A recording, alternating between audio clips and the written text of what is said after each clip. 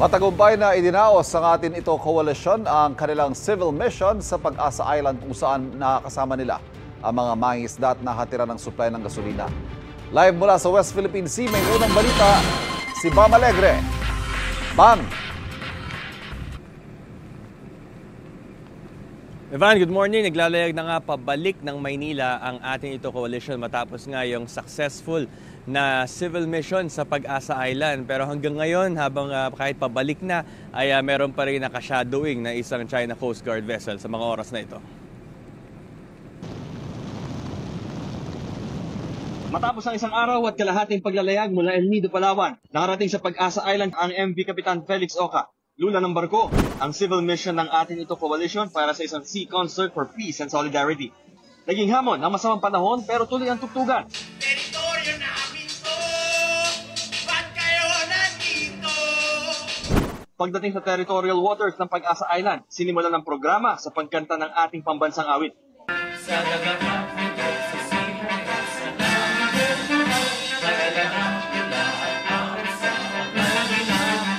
Sa bridge ng barko ay tinuloy ang concert, isang pagdiriwang ng pagkakaisa ng mga artist mula sa iba't ibang bahagi ng Asya, tulad ng Indonesia,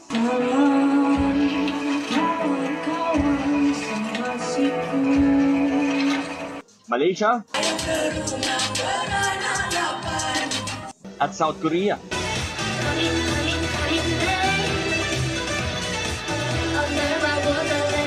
Pati na rin ang sariling atin.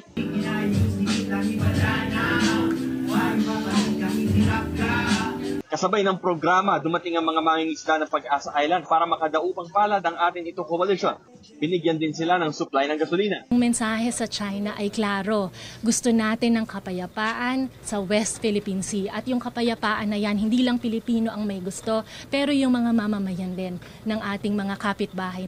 Tayo ay nakapag-jamming, tayo ay nakapag-concert.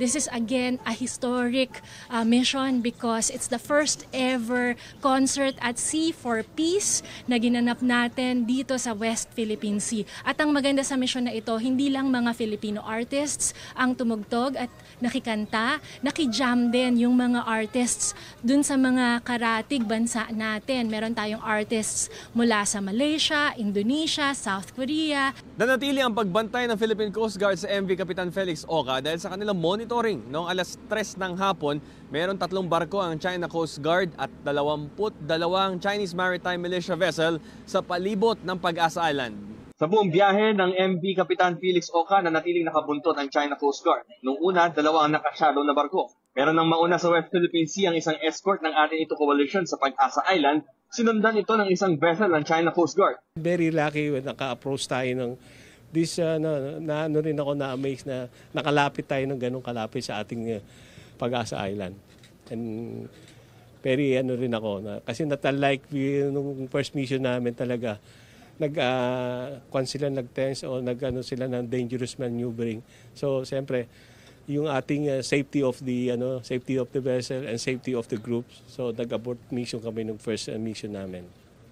So okay ngayon very talaga. Okay ang natin. Sabi nga successful yung